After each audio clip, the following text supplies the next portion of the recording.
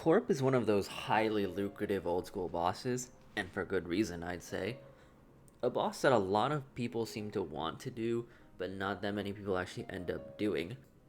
Now, in recent years, a solo Corp method has becoming a lot more popular, probably because it's so simple, but I've noticed that there haven't been a ton of guides about it, so you know what, I thought I'd throw one up for the boys, or maybe for the people the boys are paying to do Corp for them.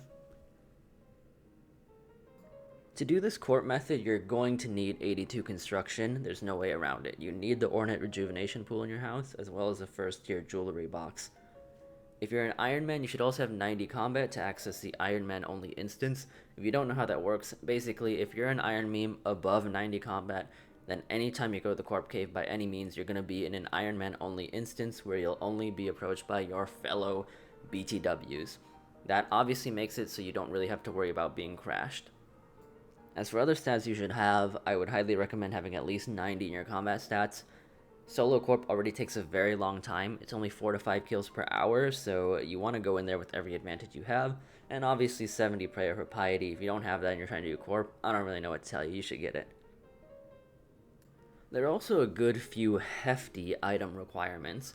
If you don't know how Solo Corp works, you're basically going to be using a bunch of different special attacks over and over on him to reduce his stats to that akin of a chicken. Because of that, you're going to need the 3 items Dragon Warhammer, Arclight, and Bandos Godsword. Now, one of the most common questions I see about Soloing Corp is, do I need X item of the 3? And the answer is, yes, you do. If you don't have any one of these items, while it still technically might be possible, it will take so much longer, and if you're getting 1 kill an hour, then it's going to take you 4,000 hours to hit an LE drop rate, and I don't think you want to do that.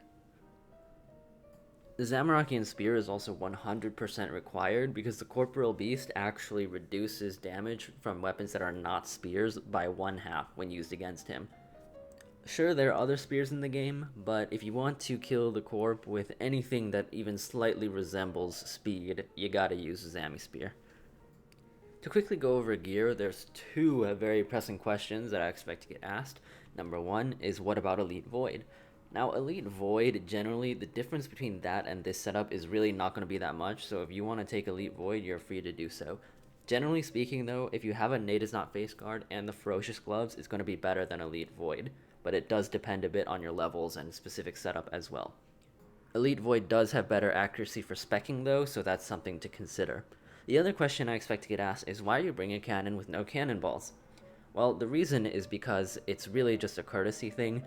If you put your cannon outside of your world, then other Iron Men who come will know that there's someone on the world if you're, in the middle of speccing and at your house, so they won't come in. I'm not sure if this is really necessary or works for mains. Otherwise, you'll want to bring in your best crush accuracy gear as well as your best slash accuracy gear. Obviously, if you have Inquisitors, that is also a very nice upgrade to bring.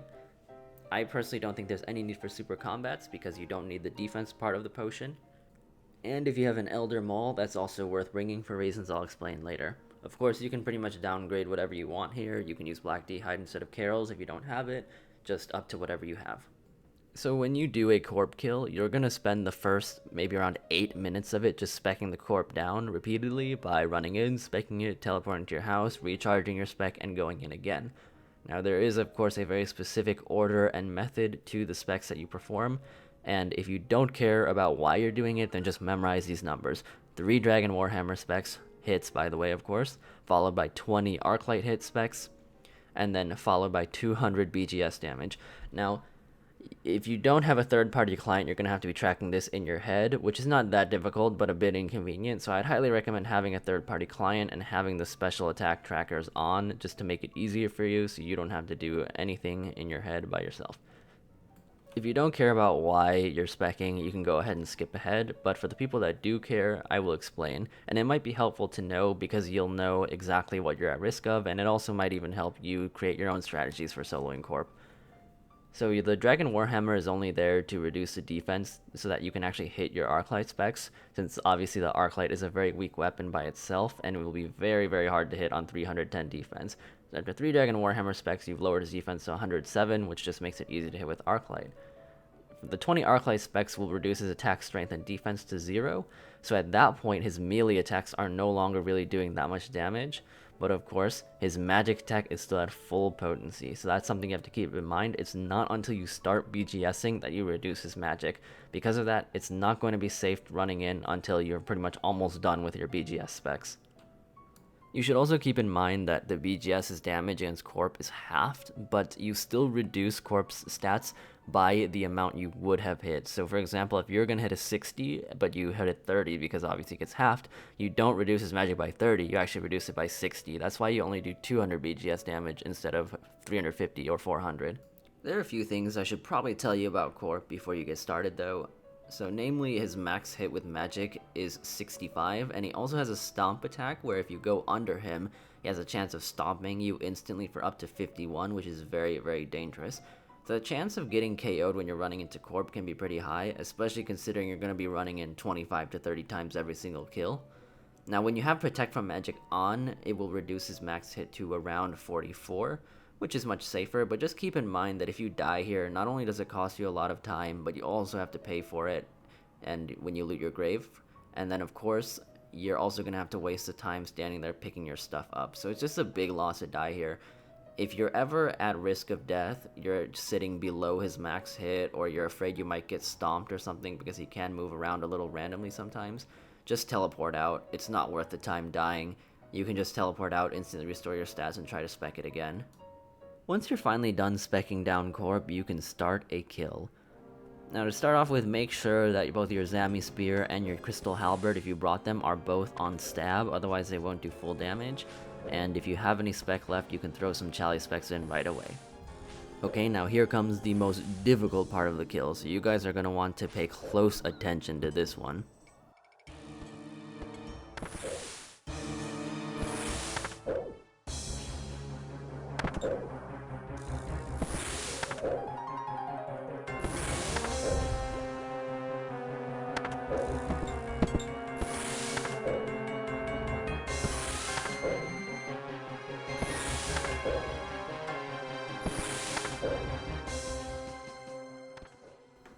So obviously there's not a whole lot going on here, but you might have noticed, if you have ever seen someone solo Corp, that a lot of people do pray mage. So whether you want to pray mage or not is totally up to you. I personally don't to save prayer potions. The reason is just that the Corp's max hit isn't actually lowered even when you lower his magic level. So even though his magic is 1 right now, he can still hit 65s without Protect Mage. With Protect Mage on, he'll only hit 44s. Now the difference just is that if you're protecting from magic, then you can be a lot more AFK, you can look away for quite a while with a very, very low chance of dying. Meanwhile, it has happened to me that I've gotten comboed and hit multiple big hits in a row off prayer. I actually have died once in my 300 Corp solos, so that was a little embarrassing. But if I was paying more attention, that wouldn't have happened, but it is up to you. It's just more AFK if you use prayer rather than not. Obviously, also, if you're a gamer, you can one-tick flick the whole thing, and that will save all your prayer and get the benefit of piety and protect from magic. So throughout the fight, the Corp can spawn a dark core. The actual rate of it spawning is that if you hit a 32 or higher, it will spawn 1/8 of the time. What the dark core does is it jumps around from player to player. Of course, you'll be the only one in the room, so it will only jump to you, and while it's near you, it will periodically, and by periodically I mean pretty much every tick, or maybe it's every 2 ticks, it will drain your health by around 10 and give that health back to Corp. You're obviously going to want to deal with the core right away. Now if you just instantly kill it without doing anything special, it will respawn throughout the fight. And so if you want to make your life easy, then there's a strategy, in exploit maybe, or maybe it's intended, I don't really know, that will kill the core without it respawning. So to do this, you want to move right as the core spawns, wait for the core to jump onto you, and while it's jumping to you, spam click under you. This is so that the moment that the core becomes attackable underneath you, you instantly attack it, and right after you attack it, run at least 2 squares west. You don't actually have to run west, it's just the easiest direction to go since your character automatically passes west, but as long as you're not going east, any direction but east will work. If you do this right, then the core will die as it jumps to you, and you'll know you've done it right if the core dies without spawning ashes. If it dies and there are no ashes on the ground, that means it won't respawn for the rest of the fight. If you did it wrong, then you'll see the ashes on the ground, and that just means that it will respawn and you'll have to do it again, but it's not a big deal. Now, if you remember back to the gear section of the video, I said it could be helpful to bring an Elder Maul, and this is the reason. When the core spawns, you can switch to your Elder Maul, as that has the highest strength bonus in the game, and it will increase your chances of one-shotting the core, which has 25 health. If you don't have an Elder Maul, just use your BGS instead, it'll be fine. You might have also noticed that it's possible to actually spawn the core as you're speccing the Corp in the beginning. You can do this with both your Dragon Warhammer and your Bandos Godsword, because those can still hit over 32. So if that happens, if I were you, I would just ignore it until you're done speccing. The reason for that is that when you switch targets to the core, the spec tracker will actually lose track of your specs. So if you haven't been paying attention, you'll have no idea how many more you have to do. So instead, I will usually just wait until I'm done speccing the Corp and then go and deal with the core right afterwards. If you teleport out after killing the core this way, it will still not respawn for the rest of the kill, so you don't have to worry about that. So that's pretty much all there is to killing Corp. It is a pretty simple thing to solo, but as I've alluded to earlier, the kills per hour is really low. You're only going to be getting about 4 to 5 kills per hour, so the real skill, if you can call it that, of soloing Corporeal Beast is the optimizations that you can do to get higher kills per hour, or maybe a fraction higher of a kill per hour. The first and easiest thing to do is to have an efficient player-owned house. That means a house that loads in 2 ticks. I actually just very recently made a video about that. It's very quick and easy, so if you're interested in it, I'll link it in the description. Imagine though that you could save a second or two every time you went to your house. As I've said, you'll be teleporting to your house about 25 to 30 times every single kill, so that will save you about 30 seconds to even a minute every single kill, which is a pretty big deal.